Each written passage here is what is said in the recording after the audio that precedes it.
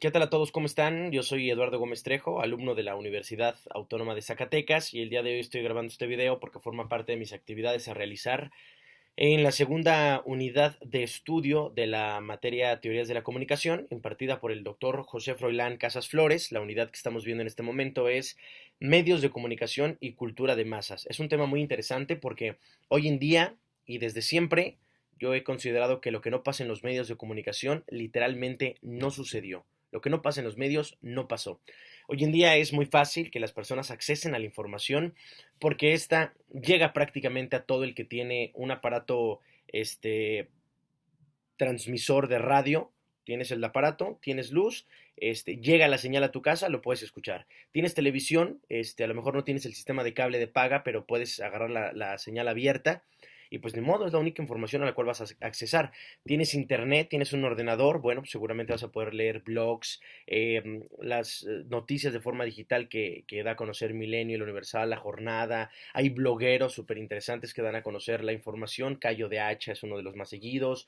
Está por ahí también Chumel Torres en México. Pero también está el cine, está la televisión de paga, los medios impresos, la imprenta. Pero aquí lo más importante es saber la información que los medios comunican a las masas, qué finalidad tiene, quién escribe la información, cuál es la finalidad, para qué nos la hacen llegar en determinado momento y sobre todo, cómo podemos hacerle nosotros como sociedad para exigir que la comunicación sea fidedigna, que la información sea verídica, por supuesto, que venga de fuentes confiables, porque hoy en día cualquier persona se mete un blog, agarra en internet hoy la bandera de México ha sido reclamada por Estados Unidos porque Estados Unidos dice que ellos hicieron un diseño hace 200 años. Ay, los gringos siempre, ¿sí me explico? Entonces la información viene de aquí para allá en todo momento y nosotros debemos de saber como sociedad qué podemos hacer en cuanto a esto, ¿no? Para empezar vamos a definir qué son la cultura de masas. Cuando hablamos de cultura de masas, hablamos del conjunto de bienes y servicios que producen todos los medios masivos de comunicación. Hablamos, por supuesto, de la imprenta, de la televisión, del cine, del internet, hoy en día, en una era tan digital. Pero, ¿quiénes fueron las primeras personas que se preocuparon porque la comunicación pública, la información que se hacía pública, pues fuera fidedigna, llevara un lineamiento, que dijeran la verdad? Pues fue nada más y nada menos que Sócrates y Aristóteles. Ellos hablan acerca de una teoría normativa de la comunicación pública. Alguien debe de normar, y tú como comunicador debes de seguir ciertos lineamientos, ¿no? Em, bueno, después del siglo XX se comenzaron a modelar las conductas de los consumidores, es decir, no nada más es la obligación del que produce la información, sino también tú que eres el consumidor. Y hoy vamos a basarnos en un libro de José Martínez Terrero que se llama Teorías de Comunicación. Las teorías de comunicación son ciertamente las teorías sobre las cuales la humanidad se ha basado para producir información y hacerla pública, ¿sí? ¿Qué teoría les ha servido a lo largo de la historia? ¿Para qué? ¿Cuáles son sus características? ¿Cuáles son sus debilidades? Y por lo regular, una teoría nace, la otra dice, no, pues es que a esta le faltó esto, y la tercera dice, yo estoy en contra de las otras dos. Lo vamos a ir viendo en este video, que espero sea bastante digerible para todos y yo me dé a entender. Bueno, lo más importante aquí es conocer dos cosas. Primero, una teoría normativa de sociedad. Esto va dedicado para nosotros, porque es cómo deben actuar los diversos elementos que conforman una sociedad de acuerdo a la filosofía y a los valores de dicha sociedad. Sabemos nosotros como sociedad cómo funciona nuestro país, cómo funciona la idiosincrasia. Así es como debemos de actuar. Y la segunda, la normativa de medios, ¿no? Que es cómo debe actuar el sistema de medios en general, de forma local, estatal, nacional sobre todo, y nosotros como ciudadanos, ¿qué tenemos que hacer para que dicho sistema funcione? Porque estarán de acuerdo que así funciona el sistema, este es el sistema, ¿no? Así está la teoría del sistema. Pero nosotros como sociedad, de pronto la cambiamos, ¿no? Nosotros somos el que los permeamos de una forma positiva o negativa. Nosotros somos los que hacemos el impacto. Así que bueno, vamos a empezar con estas teorías. ¿Por qué son importantes las teorías? Por su dimensión de ética, por el fundamento y la motivación, ¿no? Vamos a comenzar con la primera. La primera teoría de la comunicación habla de la teoría autoritaria. La teoría autoritaria es básicamente el monopolio de la verdad. lo que yo te digo es lo correcto, tú no, no, no, tú escucha nada más, aprende y tan tan. Es una teoría que transmite, que la finalidad era transmitir la alta cultura. ¿Quién da a conocer la alta cultura? ¿Qué es la alta cultura? Pues literalmente la cultura de la sociedad, hacia dónde vamos, de dónde venimos, cuáles son nuestros próceres, quiénes son los personajes que hay que idolatrar. ¿Y quién lo dice? Pues la verdadera cultura la dice la aristocracia, los reyes, ¿no? En aquellos ayeres, ¿no? Ellos solamente, la gente más preparada, los sabios son los que producen información. Los sabios le dicen, a ver, ya tenemos esta información, que es la del reino. A ver, mi querido rey, aválela, a ver, a ver, a ver. Ah, muy bien, muy bien. Dénsela a conocer al pueblo. Y tan tan. Eh, el gobierno creaba en aquellos ayeres códigos de ética y decía, ¿sabes qué? Es un código de ética para cada profesión. El doctor debe de fungir así. El comunicólogo debe de fungir así. De hecho, era esta teoría de la autoritarismo, autoritaria, era tan fuerte que los gobiernos, los gobernantes, preparaban a los comunicadores. Decían, a ver, tú, vente para acá, eres bueno para decir diálogos. Bueno, vas a decir esto y esto y esto y esto y esto y esto, y lo vas a decir de esta manera, con esta palabra porque va a despertar el sentimiento, el patriotismo, que es lo que yo quiero que hagas. De hecho, si recordarán, China utilizó mucho de eso en los libros de texto que entregaban a principios del siglo pasado, en el siglo XX, donde le decían a los niños, ¿no? Cómo les hacían a los niños desde la primaria sentir el fervor, el patriotismo y el recelo con las otras naciones que los habían atacado a China, ¿no? Hay que odiar a este, hay que odiar al otro. Nosotros nos atacaron y ahora vamos a defendernos. Bueno, Humberto Eco decía que en América Latina teníamos ese gran problema y que en América Latina la literatura del pueblo era la televisión, así de fuerte estaba. Luego nos vamos con la teoría liberal. La teoría liberal dice, no, no, no, eso del autoritarismo es malo. Aquí lo bueno, lo padre, es que esta teoría liberal de prensa libre habla acerca de la libertad para publicar lo que los productores quieran en contra del autoritarismo. Tu productor de cierto medio vas a publicar lo que tú quieras. Ahí está ya también algo de solo tú, nada más, tú nada más. A pesar de que tengas tus escritores, los que buscan la información, etc., el productor es el que decide porque la prensa es libre.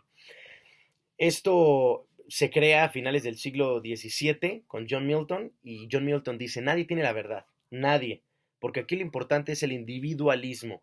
El último criterio para la verdad es el que tú crees. Si yo te presento esto que es una verdad, tú lo vas a leer y vas a decir, no, pues no creo que sea cierto. Ah, bueno, entonces no es, no. Y ese individualismo va construyendo la cultura de los pueblos.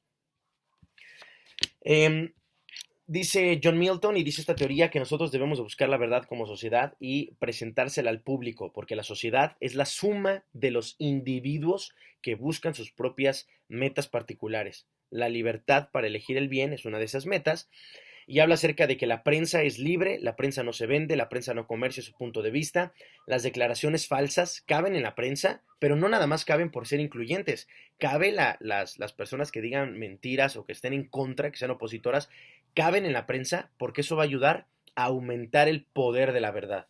O sea, no porque te quiere escuchar, sino porque tu opinión va a resaltar mi verdad. Cuanta más información haya, un pueblo es más educado, según esta teoría, eh, hay una mejora económica, social, política y bueno, es el principio de la autocorrección, dice esta teoría liberal, que en la cual tú preséntale a la gente lo que quieras, ¿no? Porque al final de cuentas ellos van a decir como la ley del mercado, ay, este está bien bueno, vamos a consumirlo. Oye, pero también hay otra cosa, no, pero eso no está bueno, eso no, déjenlo. Y eso que la gente no elige se va a ir muriendo poco a poco, va a desaparecer, dice esta teoría. Interesante el punto. Eh, Edmund Burke dice al respecto que la, el cuarto poder, y yo alguna vez lo escuché, lo llegué a escuchar en un sindicato de radio, que todos los que trabajamos en radio y televisión, en la prensa, formábamos parte del cuarto poder, porque esto se define por Edmund Burke a finales del siglo XVII en Inglaterra, porque el primer poder era el Lord, ¿no? Ellos hacían y deshacían y no había quien los juzgara a ellos, no había una ley encima de ellos. Ellos eran los soberanos porque estaban encima de todo. Luego viene la iglesia, que era el gran poder, ¿no? La gran institución del mundo. Luego los comunes y luego viene el cuarto poder que es la prensa. Por eso la comunicación conlleva una preparación. Con esta teoría liberal viene que solo los comunicadores deben de ser profesionales. Solo los profesionales y nada más. Hay que profesionalizar la comunicación. Eso dice la teoría, punto. Nadie más puede decir más que algo, una comunicación, una información, solo los mejores. Y bueno, nos vamos ahora bueno, dice esta teoría para finalizar, que los medios de comunicación sirven para una sola cosa, para mantener la sociedad, para mantener una sociedad y para producir grandes cambios. Punto. Número 3, la tercera teoría, es la teoría de la responsabilidad social. Y esta teoría está muy interesante, perdónenme. Esta teoría de la responsabilidad social viene a corregir a la teoría liberal que les acabo de presentar hace unos minutos. Y dice esta teoría, que es propugnada para finales del siglo XVII, busca que los medios fueran libres. Oye, ¿pero qué no la teoría pasada habla de la libertad? Sí, pero esta de verdad es de libres. Ahorita lo van a entender. Daba mucha importancia a la prensa libre diaria porque dice que para finales del siglo XVII en Europa y sus colonias, el periódico se le consideró como el instrumento de liberación política más importante que había. Era el instrumento de liberación de progreso socioeconómico y aunque nació para hacer una oposición legítima a los poderes establecidos, la prensa siempre debía estar dedicada al bien común. El comunicador debía de transmitir solo lo mejor, y fue la primera vez que se pusieron algunos derechos y responsabilidades del comunicador profesional y de los usuarios. Hablaba por primera vez de los usuarios, de que tú como usuario, como consumidor de información, debes de elegir correctamente. Es tu responsabilidad elegir qué lees, de dónde te estás informando, cuáles son tus medios. Pero a final del siglo XIX, 1800, la prensa se empieza a producir como pan caliente. Todos lo sabemos, ¿no? España, Gran Bretaña, Estados Unidos comienzan a publicar cosas sensacionalistas, la divulgación de los escándalos, y comienza el descenso en los niveles de información, lo que pasa hoy en día, ¿no? Cuando tú agarras tu teléfono, vamos a hacer la prueba ahorita, agarras el teléfono y ya ves que deslizas con el dedo y te aparece una barra de noticias. Por ejemplo, aquí me salen 4 noticias y la primera dice, las teorías de Hawking, porque hoy es miércoles 14 de marzo, la muerte de, todo el mundo está hablando de la muerte de Stephen Hawking. Bueno, tengo aquí las teorías de Stephen Hawking. Hay otra que dice, en la mañana me masturbaba, daba misa y las señoras le besaban la mano, por ejemplo, ¿no? Esto es sensacionalista. Mead evade caso de César Duarte, a mí no me toca juzgarlo. PGR detiene no ejercer acción penal contra César Duarte, exgobernador de Chihuahua, y brutal agresión de un hombre a una mujer en plena calle. Esa es la información que tú de primera mano puedes ver cuando quieres ver la sección de noticias en tu celular, pero yo decido qué veo, es mi poder. Bueno, para principios del siglo XX, 1900, surgen las críticas a la teoría libertaria, que es la teoría que acabamos de pasar, ¿se acuerdan? Porque vamos a diferenciar la teoría liberal, que fue la segunda que les presenté, y la teoría de la responsabilidad social. La teoría liberal dicen que es injusta y que solo trata de perjudicar a los más pobres, no recibe información, es tajante porque no recibe información de la política, de la religión y de la sexualidad, y la teoría de responsabilidad social sí. La sociedad dice que no es una suma de individuos, no quiere decir que la sociedad eres tú, más tú, más tú, más tú, no, la sociedad es la suma de lo colectivo, la suma y la importancia de la herencia cultural que hay que salvaguardar, esa es la finalidad de los medios. Nacen los criterios de responsabilidad social sobre la comunicación pública, que son muy diferentes a la tradición libertaria. Dice uno, esta teoría de responsabilidad social. Aunque los medios públicos sean privados, o sea, hay un dueño, deben ser regulados por decisiones públicas y colectivas en varios niveles de comunidad. Número 2. ¿Cuál es el fin de los medios públicos? Pues no enriquecer a sus dueños, porque hoy sabemos que todos los dueños de medios de comunicación son millonarios, millonarísimos, y que por ahí del 60-70% de sus ganancias, ¿de quién vienen? De los gobiernos locales y estatales, ¿no? Dice que el fin de los medios públicos es no enriquecer a los dueños, sino servir al bien común, que hay que trabajar. Esto es súper padre, porque dice que quien trabaja en un medio de comunicación, reportero, editor, el que hace la corrección de estilos, etc., quien trabaja en un medio de comunicación sostiene la comunidad democrática libre. Bueno, luego el tercero, que dice que el público tiene derecho al acceso a la información. ¿Cómo? El público tiene que tener derecho. A ver, tu gobierno, ¿cómo te encargas? Y cada grupo tiene el derecho a ser representado. Si es una comunidad indígena, alguien de su comunidad la comunidad tiene derecho a que ese representante de su comunidad les informe de la manera que él sabe que les va a llegar la información, a las personas que le están escuchando. Y tú debes de recibir la información adecuada a tus necesidades, en un dialecto, en un idioma, etc. Ni gobierno, ni iglesia, ni grupos de poder pueden influir en la comunicación pública. Lo típico del modelo, de este tipo de modelos, es que los comunicadores deben de ser profesionales. ¿Se acuerdan que lo vimos en la teoría de la libertaria? Y con esta teoría de responsabilidad social, que se involucra en códigos de ética y ética profesional, dicen, ¿sabes qué? No es suficiente. Hablan del bien común, pero encaminado a una concepción. Hablan a que la comunicación pública debe ser encaminada a un fin nada más, al bien común. Pero si yo te preguntara cuál es el bien común de la sociedad mexicana, pues diría, ¿sabes qué? Pues ir por este camino, o ir por el otro, o ir por el otro. Ellos decían que el concepto del bien común era lo técnico, lo industrial y lo capitalista. En la teoría de responsabilidad social dicen, no, el bien común es el progreso racionalista eficiente, la unión de los hombres, ¿para qué? Para producir significados y valores en la sociedad. Esta teoría es criticada porque deja de lado el punto de vista religioso, económico y sexual. Ahora nos vamos con otra cuarta teoría de la comunicación, la teoría del servicio público. ¿Qué busca reforzar la teoría del servicio público? Busca reforzar la cultura nacional. Esta teoría perfecciona las tres teorías pasadas. La primera fue la aristocrática, la segunda fue la liberal y la tercera fue de responsabilidad social. Pero esta teoría dice no, ni una de las tres. O sea, están bien, pero vamos a pulirlas más. Y lo hace en los siglos XIX y el XX. Esta teoría se pone en las flaquezas de la teoría de la responsabilidad social, que es la que acabamos de pasar, pero conserva el principio libertario de la conciencia personal, que lo más importante, que la única verdad que cree la persona es la que ella decide que está bien. A pesar de que yo te presente lo que te presente, la única verdad es la que tú vas a creer. Ellos lo avalan y dicen, ¿sabes qué? Me gusta esto. Según ellos es el fundamento de la ética pública. En la teoría del servicio público se habla de lo colectivo, de que lo colectivo es lo más importante, porque dicen que el bien común está por encima del bien individual. Eso ya lo había leído en algún otro texto.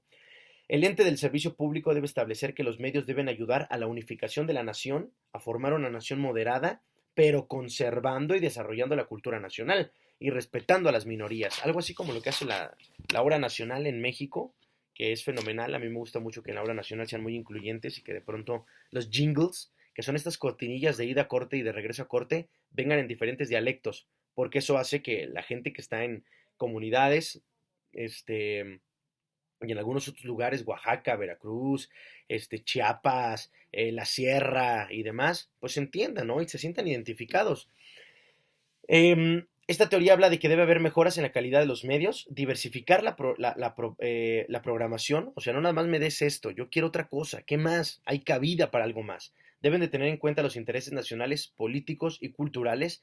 Los medios deben de estar al servicio siempre de la cultura, que es lo más importante, y de todos los sectores de la sociedad. Admite un financiamiento público, pero no quiere decir que los gobiernos deben de estar encima. Vamos a poner ejemplos, vamos a poner 3 ejemplos. Lo que pasa en Europa y Estados Unidos. En Europa existe un comité nombrado por el gobierno que introdujo varios principios para los medios de comunicación. El primero es que los medios deben llegar a todo el país. El segundo es que debe haber una satisfacción para todos los gustos. El tercero dice que deben de tomarse en cuenta las minorías. El cuarto dice que los gobiernos y los que están a cargo de la comunicación pública deben de preocuparse por la identidad de la nación. Debe de mantenerse siempre independiente el gobierno de los intereses económicos de la nación. Debe de mantenerse independiente el gobierno, ya lo dije. Debe de tener algún apoyo económico directo del público sin llegar al lucro. Y habla acerca del estímulo a la libertad de los periodistas, que es lo más importante, ¿no? Un periodista libre pues siempre va a publicar lo que al periodista le guste, pero con una visión objetiva, no subjetiva, porque no me importa tu opinión, me importa el objetivo que me estés diciendo, la crítica y sobre todo la verdad. La teoría aristocrática y la del servicio público tienen en común tratar de conservar las culturas nacionales e integrar las regiones en una nación. Los medios sirven para eso, dice esta teoría. Bueno, esta teoría crea los medios del servicio público. Hay 3 tradicionales que son muy diferentes entre sí y quiero que los escuchen. El primero de ellos habla acerca de Estados Unidos. Dice que en Estados Unidos se aplica esta teoría de la comunicación, que es la teoría del servicio público, que busca reforzar la cultura nacional. En Estados Unidos el sistema es regulado, los medios de comunicación son regulados en Estados Unidos, y solo los mejores y más preparados comunicadores pueden estar al servicio de una cámara o al servicio de un micrófono. Solo los más preparados, los mejores. ¿Cómo se hacen buenos guiones? ¿Cómo se hace un buen guión para presentar la información y que esta información se convierta en comunicación pública? Pues a través de la investigación. Y en ellos se exalta la industria del entretenimiento, y lo vemos, Estados Unidos, bueno, su televisión, mientras que en México ha bajado la compra de anuncios publicitarios, en Estados Unidos subió muchísimo, aún con plataformas como Netflix, y algunas otras, menciono Netflix porque, bueno, pues es la más popular, siguen vendiendo en Estados Unidos, ¿no? Y sus productos se consumen muchísimo. Habla de la televisión, del cine, etc. Luego viene un modelo europeo que utilizan varias naciones en Europa, pero con dos variantes. La primera es la variante norteuropea, que abarca Alemania, Holanda, Inglaterra, Luxemburgo, Francia, y habla acerca de que debe de haber una unión entre la comunicación, los colegios, los que hacen la información, el gobierno y la iglesia, porque es importante y no la puedes dejar de lado. Pero ¿cuál es lo importante? Después de esta unión, deben de saber que no se busca la mayor audiencia. Ay, quiero ser el más escuchado. No, no, no te preocupes por eso. Eso viene después. Preocúpate por la calidad de tus contenidos. Cada país elige a sus representantes directos. Cada país de los que les presenté ahorita, de los que les dije, Alemania, Holanda, Inglaterra, Luxemburgo, Francia, elige a sus representantes directos de los diversos grupos sociales. La comunicación está al servicio de la herencia cultural nacional, porque es lo más importante, exaltar la herencia nacional, la cultura, el patriotismo, el sentir la camiseta, del gusto, pero es defendida por las grandes élites. ¿Quiénes? Pues solamente los colegios, ¿no? Harvard y Oxford pueden hacer la investigación y solo ellos la presentan, hombre. La iglesia, pues solamente ciertos personajes. El gobierno, ciertas personas, ¿no? ¿Quiénes son los representantes de los países? Fulanito de tal, porque es el mejor, ¿no? Y dicen que todo se debe de presentar como una exposición estética. Luego nos vamos con la variante mediterránea, que es también en Europa, pero esto va por Italia, España y Portugal. En esos países, los medios de comunicación son controlados por la mayoría parlamentaria, es decir, digámoslo, por, como si fueran sus diputados, digámoslo, ellos son los que controlan los medios de comunicación. El Estado controla. ¿Cuál es su finalidad? Pues obviamente eliminar las diferencias y construir una nación moderna, ¿no? Es como de, a ver, es que hay que conducirnos por este camino. Oiga, pero yo quiero, no, no, no, no, no, no. Por este camino, para que no haya diferencias, no haya problemas, vamos a hacerlo a mi gusto, dicen los gobiernos. ¿Cuál es la crítica a esta teoría? Pues que es muy elitista. El sistema comenzó como un sistema para defender la cultura nacional y para incorporar las masas a la mejora cultural,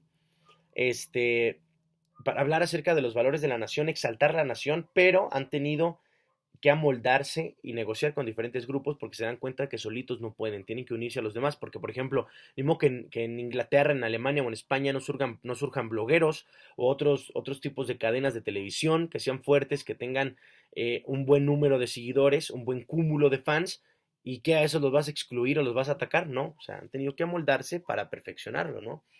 Luego vamos con otra teoría, la teoría o la tradición democrático participativa o teoría democrático-liberadora. En esta teoría se busca que los medios de comunicación, que los medios que producen información pública, se liberen de las clases dominantes. A ver, ¿por qué nada más los ricos? A ver, nada más, ¿por qué nada más los productores? A ver, ¿por qué el gobierno? A ver, no, una prensa de neta, de verdad, hombre, ¿no? Que es lo que todos queremos y lo que todos soñamos. Algunos periodistas lo hacen en nuestro país de forma maravillosa, por supuesto, pero pues es que yo siempre he dicho, si al año de tus 365 días, digámoslo, el gobierno te está pagando un 60%, 70% de toda tu nómina, pues ¿cómo te vas a poner a hablar mal de ellos, no? No debería de ser, pero se hace, o sea, es una realidad, ¿no? Bueno, esta teoría busca cómo liberarse de las clases dominantes desde un punto de vista cultural. La fuerza de los movimientos está en el poder cultural, dice esta teoría democrático-participativa o democrático-liberadora. Como su nombre lo dice, ¿no? Ahí está todo. El público se tiene que volver activo y tiene que participar, porque todos pueden y deben hacer oír su voz. Esa es la importancia de las redes sociales. Yo creo que el éxito de las redes sociales es que Todas las personas tienen voz y todas sus voces quieren ser escuchadas. En el foro público, debe haber un foro público, debe haber un foro cultural, pero tienes que tener mucha creatividad para así llegar tu mensaje a todos lados. Eh, bueno, ¿cuál es la historia de tras esta teoría democrático-participativa? Pues que los medios masivos habían nacido para informar y para criticar las deficiencias de los sistemas, pero eran verticales, unidireccionales, sin diálogo. Nada más yo te doy información y cállate, apréndetela y es lo que pasó hoy. Oye, pero punto, es lo que yo te di. Para el siglo XIX, 1800, nace la prensa alternativa, diferente, muy diferente por supuesto, y tenía como principio la objetividad. Luego se fue profesionalizando, se pusieron reglas normativas para los comunicadores, para la información pública, para la información pública y poco a poco los medios se fueron convirtiendo en cómplices de la burocracia estatal. Poco a poco los medios fueron coludidos con intereses gubernamentales. Poco a poco los medios hablaban del bien común, pero ¿cuál es el bien común? Pues el que el gobierno en turno quiere, ese es el bien común, porque así va a direccionar su estrategia de trabajo durante 3, 4, 6 años, 8, etc., ¿no? Y esta teoría nace porque las demás teorías no estimulaban la participación ciudadana. Bueno, ¿por qué hablamos mucho de la participación ciudadana? Porque según esta teoría democrático-participativa, la participación e interacción son los principios de la comunicación. O sea, entre más participe la ciudadanía, pues es más real, ¿no? La comunicación. Así surgen los medios alternativos de bajo costo, bajo estas ideas, bajo estos ideales, los medios locales, no institucionales, comprometidos con la mayoría popular, entre emisores y receptores de información, con modelos de interacción, expresando las necesidades de la comunidad, de los ciudadanos, ¿no? No es como de, hoy el país está requete bien y bien fregados por ahí en una comunidad. Dicen, no, pues yo también tengo derecho a comunidad de decir que el gobierno está mintiendo, que no han llegado los apoyos, que aquí nadie nos pela, que nada más vienen por nuestros votos, etc. Habla acerca del surgimiento de radio, de medios impresos y televisiones comunitarias de muy bajo costo, medios en el campo, qué padre, ¿no? De que las minorías étnicas, de que también se sienten representadas, porque también ahí nacen medios de comunicación, de que toda la gente debe de tener derecho a la información local y a su réplica. O sea, no estoy de acuerdo y por esto, ¿no? O sí me gusta, bueno, voy a darla a conocer. Y que cada quien tiene derecho a expresar su propia cultura y asegurar el proceso de comunicación que permita la expresión de sus ideas. En 1984, la Organización de las Naciones Unidas, la ONU, a pesar del descontento de Estados Unidos y del norte de Europa, dice, oye, esto está chido, ¿eh? Hay que darla a conocer, esta teoría democrática liberadora, está padre, creo que puede funcionar, a pesar de que Estados Unidos y el norte de Europa dijo, no, pues yo como que no le veo mucho futuro, ¿eh? Se habla de 3 grados o 3 niveles de comunicación para el pueblo, ¿no? Que es precisamente la participación, que es pues el poder escuchar y ver radio, televisión, leer, el acceso, ¿no? El que yo tenga acceso a la comunicación, de que no nada más sea de un solo canal, tiene que ser de ida y de regreso, y del control, que la propiedad de los medios la debe tener el pueblo. El concepto de democratización de la comunicación es el siguiente. ¿Cuál es el concepto de democratizar la comunicación? Es tener una estructura de gestión del sistema de los medios masivos y de todo el sistema de comunicación de una nación, que permita a todo el pueblo participar democráticamente del pueblo y para el pueblo, como decía Ponce Arriaga, en las decisiones que influyen en la estructura de la comunicación pública. Yo, sociedad, debo de saber cómo se hace, qué puedo mejorar, porque mi idea es importante, ¿no? Mis ideas son importantes, aunque estén erróneas, son importantes, y que construya una sola cosa, ¿no? Que es mantener la cultura de mi nación y de mi localidad, ¿no? Porque no es lo mismo la cultura de Chiapas que la cultura de Chihuahua o la de Aguascalientes, ¿no? Que la de Querétaro. Esta democratización consagra el derecho a comunicar como un derecho fundamental, humano, universal, individual y social. Rechaza el libre mercado porque no se puede mercar con la comunicación. Si nos damos cuenta, ya he dicho esto en alguna otra teoría, porque algunas tienen como agarran algunos elementos que les parecen interesantes. Los medios son de todos, no solo son de sus dueños, es una cosa que no pasa en nuestro país, porque las radios son únicamente del concesionario, punto. Aunque sea una concesión, porque es del pueblo, ¿no? Pero me voy a hacer ahorita agua. Bueno, se habla de una esfera pública donde exista un foro autónomo abierto al debate público. Eso está interesantísimo, ¿no? Imagínense ustedes que pudiéramos hablar a Televisa, a TV Azteca, al Universal, al Milenio, a La Jornada y todo el rollo. Algunos lugares sí lo hacen, algunos medios, pero esta esfera pública estaría padrísima, ¿no? Donde yo, como lector, pues quiero dar mi punto de vista de forma objetiva, pues ahí está, ¿no? Porque mi opinión es importante.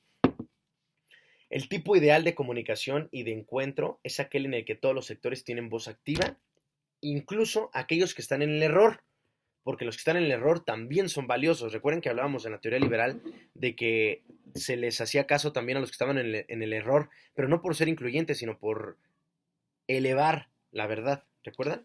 Bueno, nos vamos ahora con la sexta teoría, y me parece que la última, sí.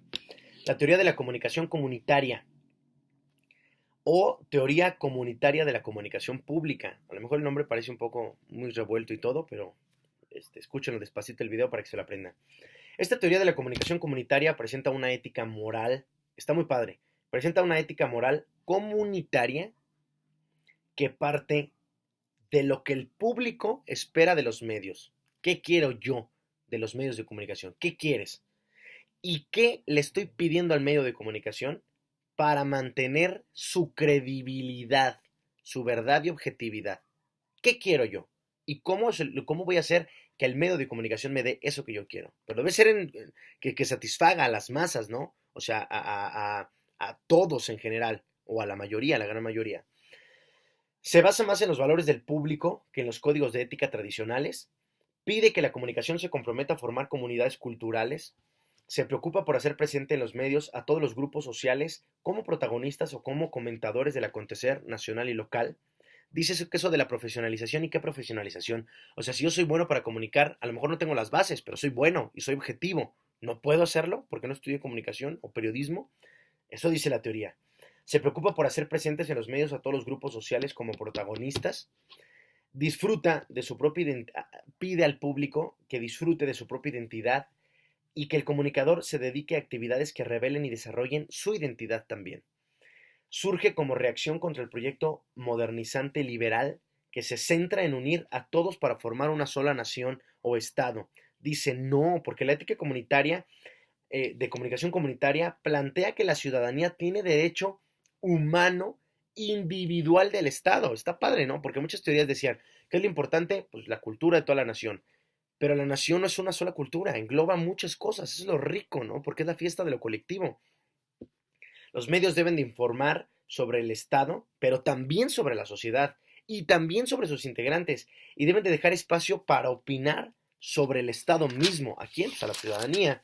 Esta teoría eh, atenta a las corrientes de insatisfacción e injusticia de los grupos pues, periféricos, ¿no? De que quiénes son los que producen ellos, quiénes son los que avalan estos otros, quiénes son los que dicen se va a presentar de esta forma estética, estos otros dicen, no, ¿por qué no? ¿Por qué vas a presentar las cosas de una manera que para hacer que el mensaje me llegue a mi receptor de otra manera? Cuando las cosas son de esta forma. Se trata de reformular que esta sociedad considera como verdad pública cultural, ¿no? O sea, que esta sociedad, ¿qué considera como verdad pública? ¿Cuál es su objetivo? Solidaridad nacional. No basta con escuchar a los más marginados, dice, ni a los grupos sociales. Hay que potenciarlos. Porque es así como de, a ver tú, ven, aquí el indígena, venga y hable, órale. ¿Qué quieres decir? No, pues yo quiero decir que estoy en contra de esto y esto y esto y esto. Ah, órale, gracias, adiós. Y ya, piensa que con eso cumplieron y no. Dice esta teoría, hay que potenciar su punto de vista, su opinión por medio de la afirmación y reconocer su identidad, que es valiosísima, pero sin buscar controlar o dominar. O sea, es como te estoy apoyando, pero tú hazme caso porque yo te apoyé. No, no, no, o sea, es un deber, ¿no? Habla de meter esta teoría a todo el cine, a toda la televisión, a la radio, a la música, a las novelas, porque cada quien sabrá qué le interesa. ¿Cuáles son los cuatro momentos en la ética comunitaria de los medios públicos? Uno, poner en marcha el diálogo de identidad de la región o ciudad. Tú tienes que decirle a la gente quién eres, qué son, qué representan. Número dos, debes de revelar la identidad de los pueblos, pero desde adentro. No es de, ay, mira, pues yo creo que ese pueblito funciona así, así, así. No, es el pueblito, cómo funciona desde adentro, porque pues no es lo mismo que ves de afuera que de adentro. Que tú vivas, ¿no? La idiosincrasia tal cual. Número tres, debes de empoderar a los grupos para que, por medio de su diálogo, atraigan interés de otras personas que no se conocen su cultura. Y finalmente debes de presentar a todos los grupos que existen en una nación, en un estado, en una localidad, en una región, para que ellos compartan su cultura y tradición. Así que pues bueno, ahí tienen ustedes. Voy a repetir el nombre del libro donde van a poder encontrar ustedes toda la información desmenuzada, porque este es un gran resumen que duró muchísimo, por cierto, de José Martínez Terrero, Teorías de Comunicación. Yo soy Eduardo Gómez, muchísimas gracias a todos por su atención.